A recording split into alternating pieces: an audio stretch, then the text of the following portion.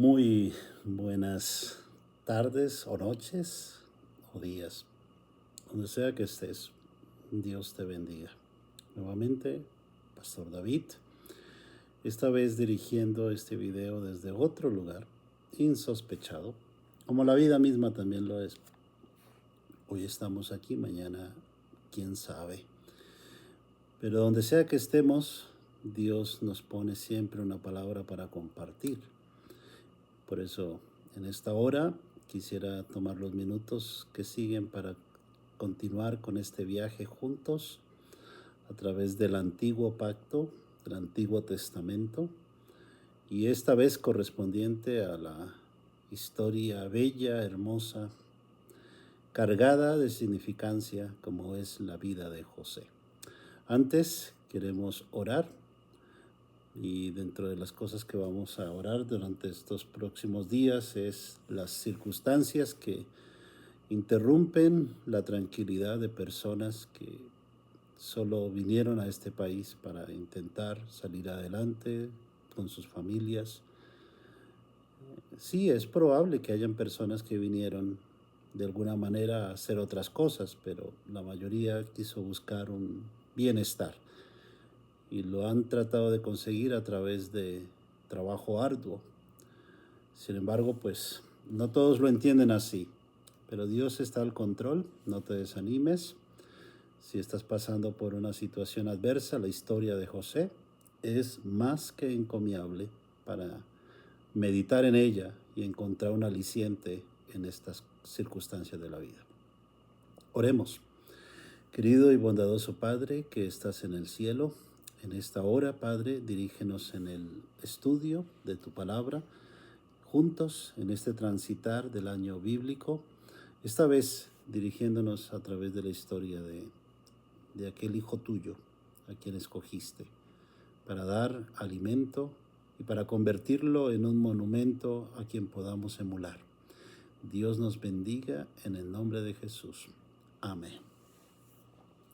Entonces adentrémonos un poco a la historia de José. Ya hemos hablado de la descendencia, el linaje, el pacto. Hemos mencionado acerca de las cosas que ocurrieron dentro del seno familiar de Jacob, los hijos de Jacob, el engaño, el subterfugio y toda una suerte de mala toma de decisiones, pero que a pesar de ellas Dios cumple su buena voluntad. Este es el caso de un jovencito que recibió las historias del padre, recibió las enseñanzas, las lecciones de su boca, las historias del abuelo, tatarabuelo Abraham, de la historia del abuelo Isaac, las historias de su padre Jacob con su hermano Esaú. Así que todas esas lecciones están ahora en la mente del niño. Aunado a esto, Dios lo señala y lo escoge a José. A pesar de que ayer dijimos en la lección que Dios, para mantener la descendencia sobre la cual vendría el Mesías, no escogió a José para ser ese descendiente directo, y veremos una razón en el futuro, en el desenlace del por qué esto, escogió a Judá. Y Judá fue el que originó el pensamiento de la venta de su hermano. Por más que el hermano José lloró, clamó, angustiado, con miedo, cuando era tomado por sus hermanos a quien amaba, con ese temor propio de un corazón infantil, sus hermanos lo apartaron de ellos por causa de la envidia, por causa de los celos. Los intereses humanos se mezclan con los propósitos divinos, pero uno de los dos prevalece y siempre lo es el de Dios. Y aquí el chico que no lo había imaginado jamás tiene ahora que vivir en una tierra extraña, pero Dios lo ha escogido, como dije, para brindar en él un propósito supremo, mayor y bidireccional. quiero decir es, Dios quiere brindar una lección a Egipto. Dios quiere darle a Egipto un conocimiento sagrado. Y esta nación se ha convertido de alguna manera en la historia bíblica en un lugar recurrente en donde el pueblo de Israel siempre encontró de ellos un sustento. Lo hizo Abraham, lo hizo Jacob, lo hizo ahora José, quien de alguna manera fue vendido. Y la historia de José la podemos tomar de diferentes ángulos, pero me interesa, yo creo que hablemos de la parte más, como si fuésemos nosotros José y no sabemos lo que nos va a pasar. La parte humana, si nos metemos en sus zapatos, si pasamos por la experiencia de una traición de personas que nos importan, si sufrimos la injusticia de ser separados del hogar por algo que no fuimos responsables, esto causa unas huellas emocionales que hoy los psicólogos llamarían traumas. Y ciertamente José tendría muchas cosas de qué hablarnos en cuanto a traumas se refiere. Su vida estaba marcada, por un lado, en la bendición de Dios, pero antagónicamente, las circunstancias parecieran no presentarse de un modo tan afable para él. Aunque Dios lo bendecía, y dicho sea de paso, el nombre José, Yosef, en el hebreo representa Dios aumenta o Dios abunda. Otros solamente utilizan una palabra para describir el nombre José como abundancia. El Dios que brinda en abundancia. Y pareciera que en los primeros años, los primeros 30 años de José fueron duros. Ya de chico veía el trato de sus hermanos, como mencionamos ya, pero ahora calculo a los 18, 19 años es tomado lejos a Egipto. Y aunque es un joven, ha tomado la determinación de recordar las lecciones aprendidas en casa.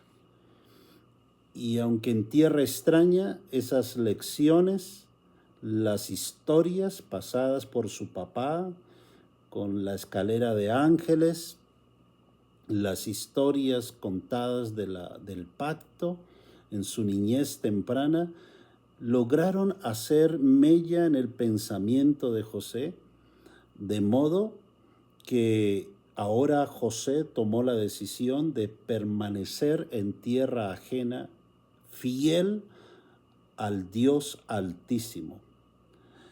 Tomó la decisión de ser una persona íntegra. Y así lo manifiesta el testimonio bíblico en varios apartes. Tomado injustamente, vendido por sus hermanos, luego, estando en la tierra ajena, mantener una vida sin tacha y desempeñar una misión, ser llevado a la cárcel, pasar por la experiencia del olvido. La vida de José toma una ruta semejante a la que años después vendría a suceder con el Hijo del Pacto, con Jesús. Vendido también por sus hermanos, traicionado por sus hermanos, alejado del seno paterno por causa de sus hermanos, viviendo en tierra extraña, pero siendo también leal a los propósitos de Dios. También pasando por experiencias de cárcel y finalmente la muerte, ¿verdad? Así es que la historia de José y de Jesús llevan un paralelo. Pero ya nos detendremos en eso después. Por el momento, en la parte humana, si entramos en sus zapatos, diríamos José, estando en casa de Potifar, podría haberse puesto deprimido, triste, pero en realidad no tenía en su mente hacerlo ahora. Él solamente quería hacer la obra que estaba a la mano hacer, desempeñar la labor a la cual fue comprado por Potifar. Y la desempeñó muy bien, de tal modo que Potifar veía en su obra la bendición de Dios. Era un testimonio viviente. Todo lo que José decía, hacía, daba resultado. Sus consejos, su manera de comportarse, hizo que Potifar dijera: te entrego todo excepto mi mujer. Esta segunda es el problema. El enemigo trata de alguna manera, cuando Dios bendice la vida de alguien, intenta socavar, dañar esa bendición, y sabe que hay una parte en nosotros, los seres humanos, débil ante las tentaciones, y esta es una de las que más emplea el diablo para separar un alma de Dios: la sexualidad. En algún momento hicieron una encuesta, tomaron unos estudiantes del Oriente Medio y tomaron estudiantes de teología en el área de Occidente, es decir, en las Américas. La pregunta era la misma: de la historia de José, ¿qué es lo que más admiras? Mientras que en Oriente los jóvenes teólogos, preparándose para teólogos allí en el Oriente, respondieron: valoramos su eficacia en la administración, su mayordomía, su desempeño en la tarea que estaba a la mano para hacer. Valoraron más eso estuvo en primer lugar, y luego vinieron todas las demás. En el caso de los estudiantes de Occidente, lo que más valoraron de la historia de José es la resistencia en cuanto a la tentación en el área sexual. Eso refleja las dos pensamientos culturales, la estructura semántica de la cultura, y la de este lado de acá en Occidente, en nuestras relaciones interpersonales entre sexos, el hombre, mujer, joven, jovencita, es en nuestro tiempo, y añadiendo también el bombardeo que las redes, las películas, la media, la sensualidad que aparece repetidamente aún en las calles, y además de esto, si añadimos la forma de vestir en nuestra área de vida de las Américas, obviamente valorar a José siendo íntegro en esta área de su vida es muy loable. Muy loable. Ahora, joven, si tú estás escuchando estas palabras y estás pasando por una experiencia semejante a la de José, nuestro consejo es posible permanecer fiel. No solamente es posible, es necesario que permanezcas fiel. El enemigo intenta de alguna manera separarte del camino, y entiende que si tú juegas con la tentación, si tú no corres, sino que lo que haces es permanecer, responder, no tomarlo en serio, quizá te das la tarea para meditar un poco en cómo sería si esta mujer le toco la mano, o cómo sería, quién se enteraría. Tal vez alguno podría pensar: es que tengo que hacerlo, porque si no lo hago, esta mujer me va a causar mayores problemas, y va cediendo, lenta y progresivamente va cediendo. José, a pesar de que las consecuencias iban a ser muy negativas, él tenía en claro una cosa: yo no puedo pecar contra el hombre, porque pecar contra el hombre, en este caso Potifar, equivaldría a pecar contra Dios. Y no fue posible. La mujer lo intentó, era decimos un manoseo, un acoso diario, consecuente. Así que imaginamos la parte humana de José viviendo en esa casa y no poder decírselo a su jefe, no sea que lo fuese a malinterpretar. Pero ese día el diablo hizo todo astutamente, preparó el plan astutamente para asaltar las murallas de defensa de José. Pero José tenía las cosas muy claramente. No se puso a jugar con la tentación. José resistió y eso lo convierte en uno de los grandes héroes, a diferencia de otros como Sansón, como David, como los israelitas que fueron seducidos por las moabitas. Y así en la historia bíblica se presentan muchos dilemas en torno al área sexual. Pero José es un lunar, José es distinto, José es la diferencia, el que demuestra que aún en Egipto y a pesar del acoso cultural y contra toda adversidad es posible permanecer fiel. Muy bien, dicho esto, José sale huyendo, escapa, es atrapado, la mujer inventa una historia. ¿Y cómo se siente cuando las personas inventan historias y tú eres inocente? ¿Qué se siente cuando te difaman, cuando te denuncian injustamente, públicamente? En este caso, José está siendo señalado como el acosador, como el violador de una mujer débil, desprotegida, vulnerable y que llora y que se muestra a la palestra pública como inocente, sabiendo que es culpable. Así que toman a José injustamente, lo sentencian. Yo creo que Potifar de alguna manera tuvo que haber pensado, hay algo en la historia que no me cuadra. De lo contrario hubieran matado a José, que era lo que era el pago por ser un violador. En este caso, algo hizo que Potifar mirara con extrañeza en la historia.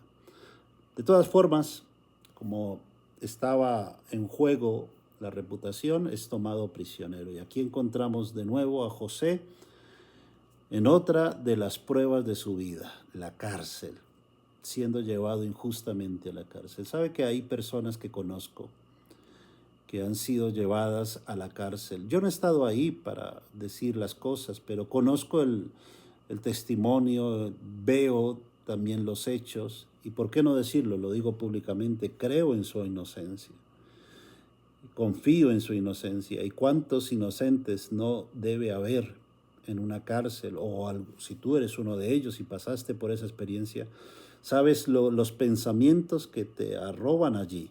No deberías estar allí. No eres el responsable de esto. Sin embargo, de alguna forma no sabemos por qué.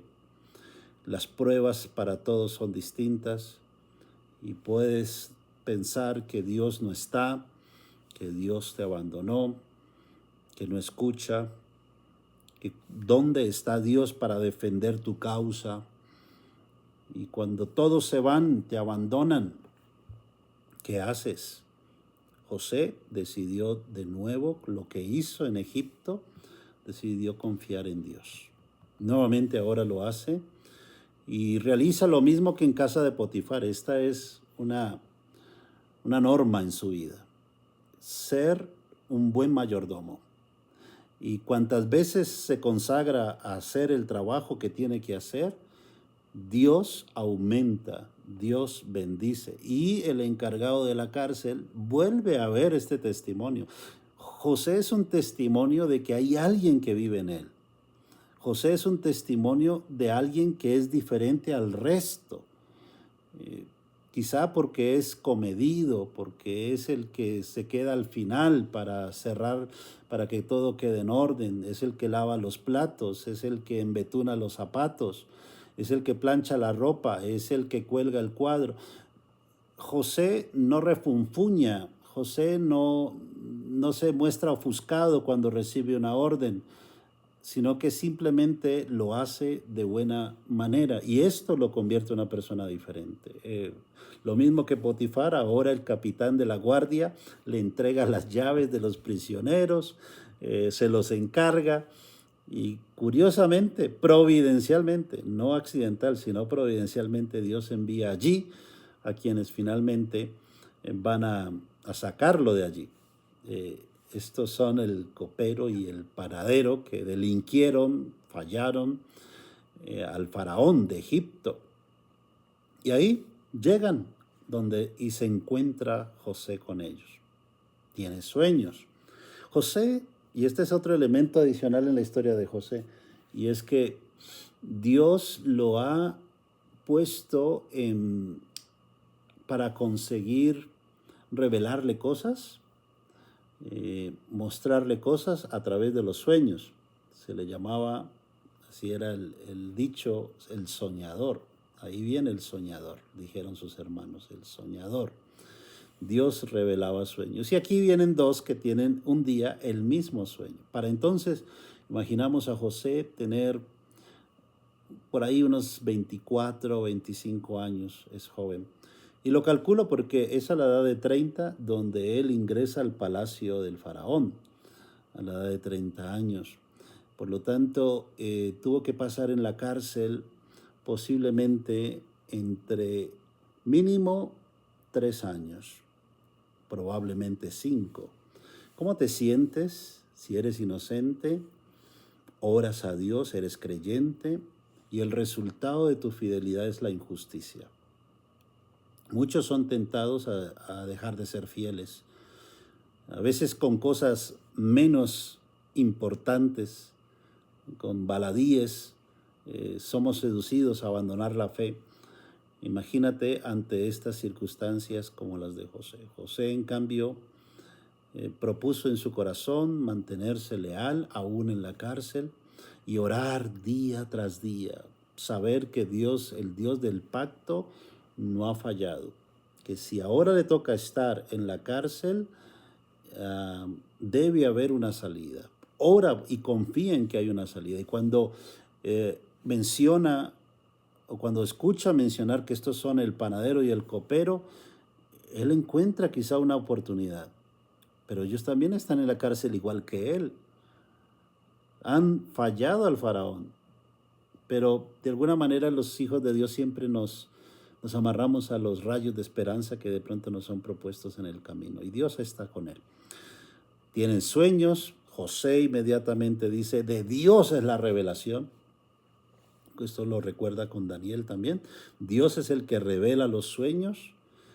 Cuéntame qué soñaste. Y finalmente, pues, viene la declaración. El copero dice, yo me soñé que habían tres ramitas de uvas y yo les servía al faraón. Y mientras el panadero soñó que llevaba una cesta en la cabeza y que el faraón comía de ahí, los pájaros comían de él también. El resultado es que el copero sería vindicado y volvería otra vez a su posición de la cual fue tomado. Y el panadero, en cambio, le cortarían la cabeza o lo ahorcarían y finalmente moriría a los 3 días. Lo cierto es que en el caso del copero, pasados 3 días después del sueño, tal cual como lo reveló José, así ocurrió. Antes de ser libertado, José le dijo, te ruego te acuerdes de mí. Eso es lo que tiene una persona cuando sufre, cuando quiere salir de ahí. Le dice, acuérdate de mí, por favor, acuérdate de mí, acuérdate.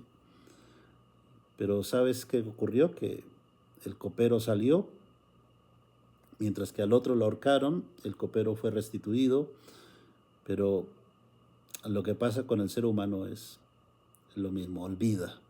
Y el copero se olvidó 2 años, 2 años. Pasaron 2 años. ¿Qué sientes? ¿No? Piensas que ibas a salir pronto, pero me lo imagino a José, bueno, el copero va a hablar bien de mí ahí. Pasará de pronto unas semanas y pasan esas semanas y las semanas se convierten en meses y tal vez los meses en años y no sales de ahí.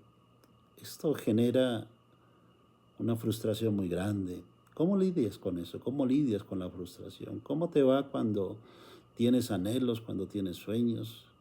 ¿Cómo te va cuando tienes la esperanza de algo y eso no pasa?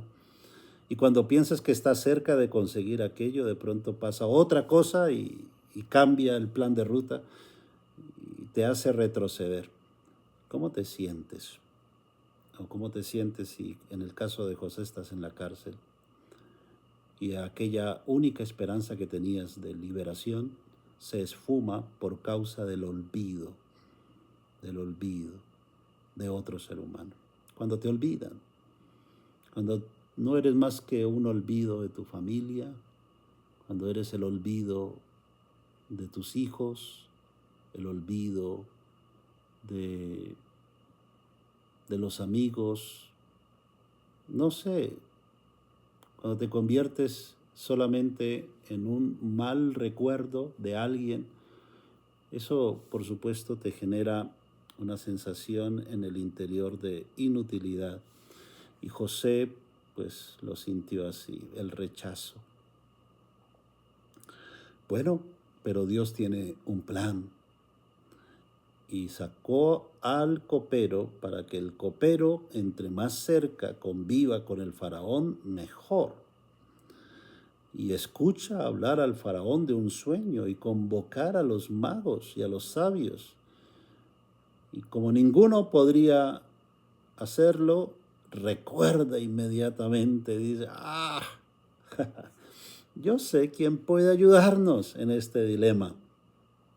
Se acordó del joven hebreo, no sabía su nombre, ya lo había olvidado, pero sabía que ese joven, el joven hebreo, era joven, y lo mandan a llamar. La Biblia lo describe que tenía barba, que ahí rapidito, mientras lo mandaban a llamar, le trataron de cortar la barba, peinarlo bien, tratar de ponerlo lo más presentable posible, pero así como pudo, llegaron ante el faraón. Y ahora el faraón le señala el sueño: 7 vacas gordas, 7 granos de trigo gordos, 7 vacas flacas que se comen a las gordas, pero siguen siendo flacas aunque se las comieron. Y 7 granos de trigo secos que consumen a los gordos. ¿Qué significa esto? De nuevo, José da testimonio: no hay en mí sabiduría suficiente para conceder al faraón la interpretación, pero Dios revela los sueños. Siempre darle el lugar a Dios que le corresponde. Cuando tú haces eso, cuando tú colocas a Dios como el centro y no tú, cuando no eres tú la persona, es fácil en estas cosas como colocarse uno, ¿verdad?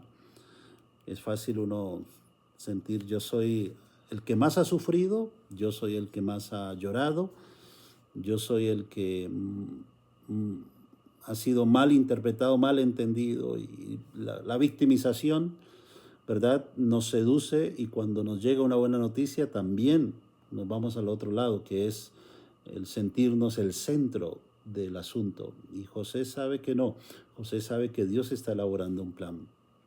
Ya Dios se lo reveló en sus sueños primarios y ahora lo está cumpliendo. Finalmente da la revelación: 7 años de prosperidad, abundancia, seguidos de 7 años de escasez. ¿Qué hacemos?, pregunta el faraón. José da la recomendación: mira, yo te recomiendo pongas a un hombre prudente, sabio, para que administre bien esos 7 años, de tal modo que cuando lleguen los malos, entonces haya suficiente. Eso se llama buena administración. ¿Cómo hacemos nosotros cuando nos está yendo bien? Somos botaratas, como dicen los viejos, botaratas. Es decir, malgastamos los recursos en cosas que no tienen mayor importancia. Y cuando llegan los momentos malos, nos descubrimos que no tenemos cómo hacerles frente. Imagínense que así hubiera sucedido durante los 7 años de abundancia. ¿Qué hubieras hecho? Te vuelves loco. Comienzas a comprar aquí y allá y te gastas el dinero, no pensando que el día de mañana lo vas a necesitar. José era un buen administrador. Pensó en el ahorro. Es conveniente el ahorro. Bueno, yo no soy un gran administrador de las cosas, pero sí entiendo la importancia de lo que es mantener principios integrales de economía, ¿verdad? Con el propósito de en los días por venir poder hacerles frente. Es una lógica. No todas las veces uno realmente piensa así. A veces se trata de vivir el momento, no pienses en el mañana trae su afán, etcétera, como dijo nuestro Señor. Pero ya tratándose de que viene un peligro y Dios advirtió 2 veces, advirtió el peligro que viene, es importante hacer preparativos, la preparación. Si tú estás en esta tierra, yo quiero decirte que vienen años de gran escasez. Así como hoy te puede ir bien, yo quiero hacerte y garantizarte esto que te voy a decir, viene un momento terrible, viene la sequía, vienen enfermedades, desastres en aumento. Y lo sé por qué, porque Dios ya lo reveló. No es que esté siendo aquí el profeta y esté diciendo algo nuevo. Dios ya lo dijo, ya nos lo reveló, está escrito. En la misma medida que la maldad aumenta, y esto es una realidad, en esa misma medida se retira de la tierra aquello que protege y que no permite que se desaten los vientos de destrucción. Pero la maldad va en aumento. Y entre más eso ocurre, también los desastres darán lugar. Por lo tanto, hagamos preparativos. ¿Cómo nos preparamos? Algunos dicen hay que guardar más arroz, más lentejas, más frijoles. Hay una sola forma de prepararse. Primero que todo es cómo estás en tu fe, porque el fundamento de todo, el fundamento del éxito de José es Dios que me aumenta. No es mi sabiduría, no es que yo soy muy inteligente, muy sagaz, muy astuto. Es Dios quien aumenta, es Dios quien bendice. Esos 7 años de abundancia, recuerda, la abundancia siempre viene porque Dios da. Entonces los 7 años de abundancia es Dios quien los concedió. Por lo tanto, tú no puedes pensar que tu Dios es el dinero, que tu Dios es la casa, que tu Dios es el negocio y que tú tienes que, porque tú eres muy inteligente para los negocios, porque te va muy bien, porque qué bueno eres. Eso en los hijos de Dios no existe, no existe realmente. Nosotros solamente seguimos las providencias de Dios y José lo sabe y lo hizo así. Dios le dio esa inteligencia. Finalmente llegan los 7 años de escasez.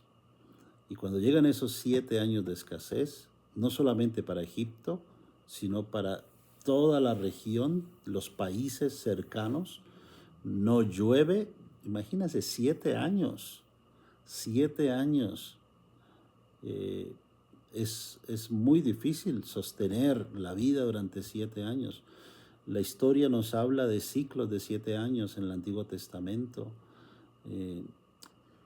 Ya veremos cuando lleguemos a Deuteronomios 15, por ejemplo, 7 años, 6 años de trabajo y 1 año en los que la tierra tiene que descansar. Y bueno, ya hablaremos de esos ciclos. Y aquí hay 2 ciclos de 7 años.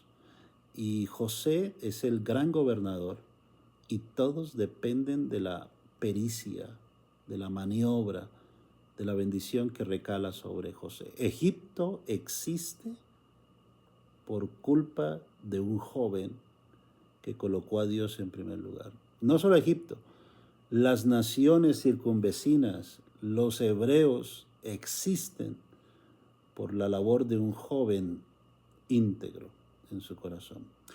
Sabes que nunca alcanzaremos a medir los resultados de nuestras acciones, aunque éstas parezcan a nuestra mente insignificantes. Es probable que hoy tú estés desarrollando una tarea insignificante para ti, pero que a la vista de Dios te prepara para lo más grande. Es probable que hoy estés pasando por los primeros años de sufrimiento de José, te han abandonado, el olvido, el rechazo de la gente, tus hermanos, tu familia, lo que sea. Tal vez estás pasando por ahí, pero es solo una prueba temporal, porque Dios tiene la intención de alguna forma, no sé cuándo, tal vez ni siquiera es en esta tierra, pero en el mundo venidero, darte una función específica y es necesaria la prueba para prepararte para ello. Así que no desistas. Mañana nos encontraremos nuevamente para retomar el hilo con el devenir, cómo Dios quiere resolver los problemas que dejamos en el pasado. Hay heridas que quedaron abiertas, hay cosas que no quedaron resueltas y que Dios quiere de alguna manera volver a conectar. Dios quiere juntar las vidas, no separarlas. Dios quiere conectarlas, que haya armonía, que haya buen entendimiento, porque al lugar en donde vamos es importante que nos entendamos bien.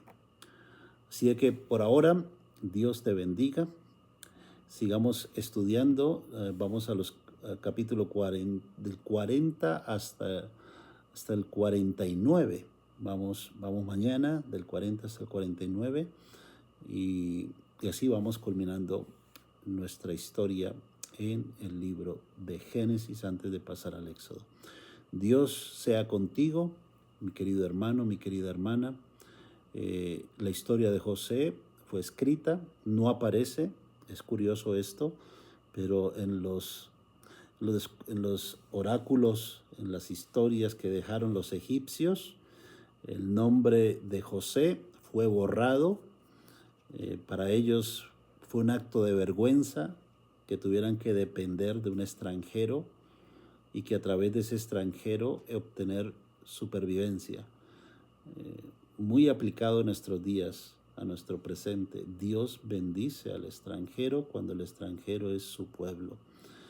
Y a través de ese extranjero morando en el lugar extraño, donde mora el justo, allí Dios envía la lluvia y el pan. Si tú tienes a un justo morando en tu casa, tenlo porque te conviene, es bueno para ti. Y cuando Dios te lleve a morar como una persona justa en tierra ajena, manifiesta el mismo espíritu de dadivosidad y el mismo espíritu de servicio y de trabajo, así como lo hizo José.